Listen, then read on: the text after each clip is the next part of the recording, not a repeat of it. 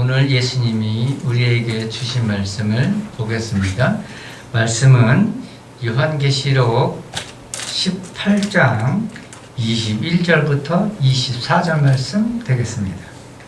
먼저 21절, 이에 한 심센 천사가 큰 맷돌 같은 돌을 들어 바다에 던져 이르되, 이에 심센 천사죠. 이에는 18장 이어서 하는 말씀이에요. 18장에는 심센 천사가 아니라 다른 천사죠. 근데 이 다른 천사는 누구다?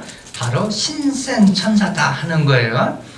이 심센 천사의 의미는 뭐냐면, 첫째, 어른 양 곧 예수 그리스도만이 두루마기를 펴며 그 인을 떼기에 합당하다는 것을 증거하는 것이 심센 천사의 일이에요. 계시록 5장 2절, 또 봄에 힘있는 천사가 큰 음성으로 외치기를, 누가 그 두루마리를 펴며 그 인을 떼기에 합당하냐? 오직 예수 그리스도만이 두루마기를 피고 인을 떼기에 합당하다 하고 증거하는 게 이 심센 천사의 의미예요. 자, 두 번째는 영광스러운 모습과 맹세로 하나님의 마지막 심판이 지체하지 않는다는 것을 증거하는 것이 심센 천사의 일입니다. 요한계시록 10장 1절부터 2절, 6절 보겠습니다. 내가 또 보니 심센 다른 천사가 구름을 입고 하늘에서 내려오는데, 그 머리 위에 무지개가 있고 그 얼굴은 해 같고 그 발은 불기둥 같으며 그 손에는 펴놓인 작은 두루마리를 들고 그 오른발은 바다를 밟고 왼발은 땅을 밟고, 6절, 세세토록 살아계신 이 곧 하늘과 그 가운데 있는 물건이며 땅과 그 가운데 있는 물건이며 바다와 그 가운데 있는 물건을 창조하신 이를 가르쳐 맹세하여 이르되 지체하지 아니하리니. 여기서 지체하지 않는다는 건 뭐예요? 심판을 지체하지 않겠다. 근데 이 심판을 지체하지 않는 분은 누구냐? 세세토록 살아계셔서 하늘 가운데 물건이며 땅 가운데 물건이며 바다 가운데 물건이며 창조하신 이 분이 심판을 지체하지 않으시겠다 하는 것을 증거하는 것이 심센 천사의 말이에요. 세 번째는 큰 맷돌 같은 돌을 바다에 던져 큰생 바벨론의 멸망이 확실하다는 것을 증거하는 것이 이 심센 천사의 일이며 의미예요. 그런 의미에서 봤을 때 이 18장 21절에 이렇게 되어 있죠. 큰 맷돌 같은 돌을 들어 바다에 던져 이르되. 그래서 큰 맷돌인데, 이 큰 맷돌은 뭐냐면, 그 민속촌에 가면 그 제 키만한 동그란 돌이 있어요. 거기에 가운데 구멍을 뚫어놓고 그 나무를 이렇게 대서 소가 그 맷돌을 이렇게 돌려요. 그런 이렇게 큰 맷돌, 이 맷돌을 들어서 바다에 던졌다. 그러면 어떻게 될까요? 맷돌이 가라앉겠죠. 그러면 이 큰 성 바벨론이 이와 같이 바다에 큰 맷돌처럼 던져졌다. 그러면 어떻게 될까요? 두 번 다시 물 위에 떠오르지 않겠죠. 자, 던져 이르되 큰 성 바벨론은 이같이 비참하게 던져져 결코 다시 보이지 아니하리로다. 조그만 돌도 강물에 던지면 그게 떠올라요? 안 떠올라요? 절대 안 떠오르죠. 그런데 여기서 큰 맷돌이 바다에 던져졌다. 그러면 두 번 다시 이 큰 성 바벨론, 다른 말로 얘기하면 마귀, 적그리스도, 그 추종자들, 거짓 선지자들, 이 자들은 영원히 보지 않는다 하는 것이 21절 말씀이에요.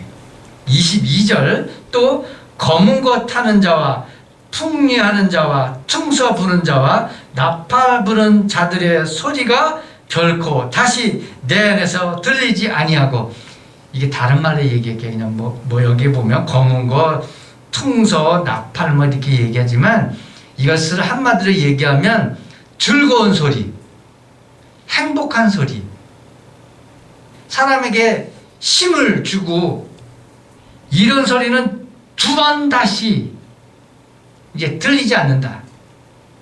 이것은 사람에게 뭐가 없어지는 거예요? 기쁨. 사람에게 더 이상 이제 뭐 귀를 듣거나 뭐 느끼거나 이런 것 자체가 이제 완전히 없어진다. 어떠한 세공업자든지 결코 다시 내 안에서 보이지 아니하고, 여기서 말하는 세공업자는요, 오늘날로 말하면 우상을 만드는 자들 얘기해요. 그러니까 지금도 뭐 돌 같은 거, 금속 같은 거 이렇게 만들죠. 근데 옛날에는 그런 거 만드는 거 다 우상이었어요. 여러분 그 창세기 보면 뭐 드라빔 같은 거 나오죠. 다니엘서 보면 느부갓네살 왕 그 신상 만드는 게 나오죠. 이런 자들은 어떻게 된다? 결코 내 안에서 보이지 않겠다 하는 거예요. 이제 두 번 다시 신을 가장한 우리로 하여금 맞나 틀리나 헷갈리게 하지 않는다는 거죠. 내 안에 보이지 아니하고, 또 맷돌 소리가 결코 다시 내 안에서 들리지 아니하고.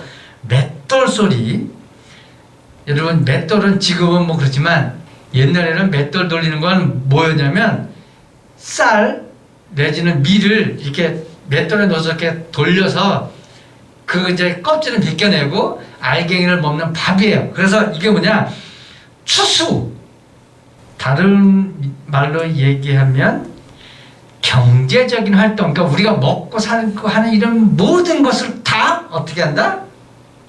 들리지 않는다. 그러니까 보거나 듣거나 할 수 없다는 거죠. 23절 등불빛이 결코 다시 내 안에서 비치지 아니하고. 등불, 요즘에는 전기가 있어서 이렇게 불이 들어오지만 옛날에는 불이 없었죠.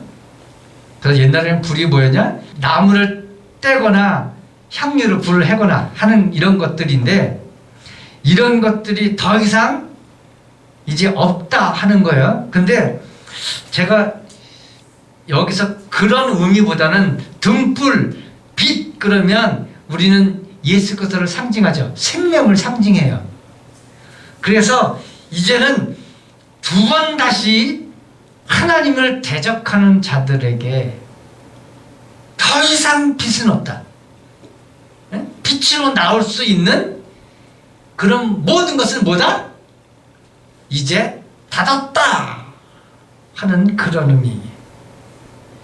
신랑과 신부의 음성이 결코 다시 내 안에 들리지 아니하리로다. 신랑과 신부, 그럼 이게 뭘 얘기하냐면 생명을 유지하는 거예요. 신랑과 신부가 없으면, 결혼하는 게 없으면 아이가 나오지를 않죠. 신랑과 신부는 단순히 그 기쁨을 얘기하지 않아요. 인간의 생명은 어떻게 유지되냐? 자자손손 이어지면서 내 이름을 남기는 거예요. 나는 100년, 길면 120년 살다가 무덤에 들어가지만 내가 낳은 내 아들은, 내 손주는 내 뒤를 이어서 살고 있어요. 그래서 결혼해서 또 아이를 낳고, 결혼해서 또 아이를 낳고, 그래서 내 이름이, 내 씨가 사라지지 않는데, 여기서는 뭐라고요? 신랑 신부의 음성이 결코 들리지 않는다 하는 건 뭐예요? 이제 뭐다? 생명 유지하는 모든 장치가 다 뭐다? 끝났다 하는 거예요. 요즘에 뭐 살기 어려워서 결혼식도 많이 줄었다 그러는데 이건 그런 의미가 아니에요. 생명 유지 장치, 내 이름을 남기는 것, 이런 것 자체도 이제 더 이상 내 안에서 들리지 않는다는 거죠. 너의 상인들은 땅의 왕족들이라. 내 복술로 말미암아 만국이 미혹되었도다. 여러분, 상인들이 왕이다. 맞아요? 틀려요? 국회의원은 예를 들면 4년, 5년, 뭐 2번, 3번 하면 10년 국회의원 유지될 수 있어요. 그러나 대개 회장은요, 자자손손 내려가요. 제가 지난주에 그랬죠. 전쟁이 일어나면 그 전쟁의 뒤에서 웃는 것은 상인들이라고. 그럼 결국 뭐냐? 상인은 왕이라는 거예요. 결국 이 세상에서 제일 알아주는 건 뭐냐? 돈이에요. 그냥 한마디로 얘기하면 돈 많은 자. 그 다음에 뭐예요? 권력. 이걸 사람들이 추정해요. 뭐 명예도 물론 있지만 그냥 완전히 따지면 돈과 권력이에요. 그런데 이 권력은 뭐가 있어야 되죠? 돈이 들어가요. 그래서 상인 니꺼는 뭐예요? 돈이에요. 결국은. 돈 많은 자는 뭐다? 왕이다 하는 거예요. 왕족들이라. 그런데 내 복수를 말미암아 만국이 미혹되었다. 그 돈 많은 자들의 복술이 뭐죠? 먹고 사는데 사람들을 미혹시켜서 신을 향한 눈을 뜨게 못하게 하는, 또한 사람들을 종교적인 걸로 인해서 그냥 부귀영화 누리고 나 잘 먹고 잘 살고 하는 이런 것에 파묻혀서 우리의 창조주를 잊어먹게 하고 예수 그리스도의 말씀을 잊어먹게 하고 그냥 세상 연락을 줄이면서 세상을 사랑하게 만든 이 복술, 이게 한마디로 이렇게 복술이라고 볼 수 있죠. 이렇게 하는 것들, 그래서 뭐야? 상인들이 내 복술을 말하면 만국이 미혹되었다. 그래서 이 세상은 결국 상인들에게 미혹되어 있는 거다 이거죠.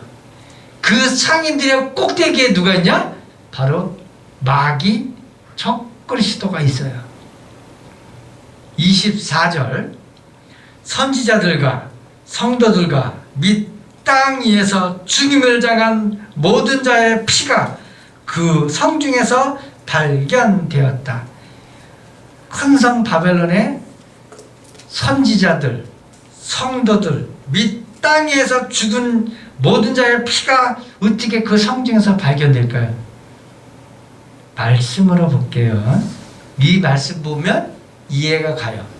창세기 4장 10절 이렇게 돼 있어요. 제가 7절하고 10절만 볼게요. 7절, 내가 선을 행하면 어찌 낯을 들지 못하겠느냐? 선을 행하지 아니하면 죄가 문에 엎드려 있느니라. 죄가 너를 원하나 너는 죄를 다스릴지니라. 이르되 내가 무엇을 하였느냐? 내 아우의 핏소리가 땅에서부터 내게 호소하였느니라. 가인이 아벨을 아무도 모르게 죽였어요. 그래서 가인은 아무도 모를 거라고 생각하고 있어요. 그런데 가인이 아벨을 죽였을 때 어떻게 했을까요? 땅에 누웠겠죠. 네? 죽었으니까. 땅에 누웠는데 그냥 누웠을까요? 아니, 피 흘리면서 죽었어요. 그랬을 때 그 땅이 그 피를 받고 그 피를 창조주 대신 여호와 하나님께 뭐예요? 나 억울하게 죽었습니다 하는 것을 보고하는 거예요. 그런데 거기에 덧붙여서 하는 말씀이 있어요. 땅 위에서 죽임을 당한 모든 자의 피. 그래서 땅에서 죽임을 당했다 그러면 선지자와 성도 뺀 죽임당한 사람은 누구죠? 무죄한 자들, 억울하게 죽은 자들의 피. 여러분, 사람 사기쳐서 사람을 죽이지는 않았지만 사람을 죽음에 내몬 그것도 뭐예요? 그 피값 반드시 받아요. 자, 이런 피값도 성중에 남았다고 하는 얘기는 뭐예요? 하나님은 이것까지도 다 뭐다? 신원하신다. 예수 믿는 사람들 뿐만 아니라 안 믿는 사람들도 억울하게 무죄하게 피를 흘리면 그들은 누구다? 여러분 기억하세요. 아담의 후손이 누구죠? 아브라함만 아담의 후손이 아니에요. 가인도 아담의 후손입니다. 이스마엘도 아브라함의 후손이요. 이삭만 아브라함의 후손이 아니에요. 다 여호와 하나님이 창조하신 창조주란 말이에요. 그러니까 모든 생명의 주인은 여호와 하나님이신데 인간이 자기의 이득을 위해서 사람을 죽였다? 그럼 그 핏값을 누가 다 받으신다는 거죠. 이와 같이 세상 마지막에 큰 성 바벨론 영원한 제국을 이루고 영원히 있을 것 같지만 이 세상 결국은 뭐다? 이와 같이 맷돌이 바다에 던지는 것 같이 큰 성 바벨론은 두 번 다시 이제 없다. 그러면서 그 대가, 핏값 성중에 남아있다 하는 건 뭐야? 그 핏값 하나님께서 다 뭔다? 갚으신다. 그러므로 여러분의 원수진 거 기도하십시오. 내가 갚으려고 하지 말고 하나님께 맡기십시오. 하나님이 다 갚아주실 겁니다. 성경은 그러죠? 제단에서 모인 사람들이 우리의 핏값 갚아주십시오 얘기하잖아요. 그게 뭐예요? 성도의 기도예요. 그러므로 여러분 기억하십시오. 이 세상은 영원히 존재하지 않습니다. 성경은 그래서 분명히 기록되어 있어요. 이 세상을 사랑하지 말라. 이 세상을 사랑하면 나와 원수 되느니라. 이 세상은 곧 큰 성 바벨론입니다. 큰 성 바벨론은 오늘 말씀처럼 반드시 망하게 작정되어 있습니다. 그러므로 여러분은 이 세상을 사랑하지 말고 예수 그리스도를 사랑하시기를 예수 이름으로 축원합니다.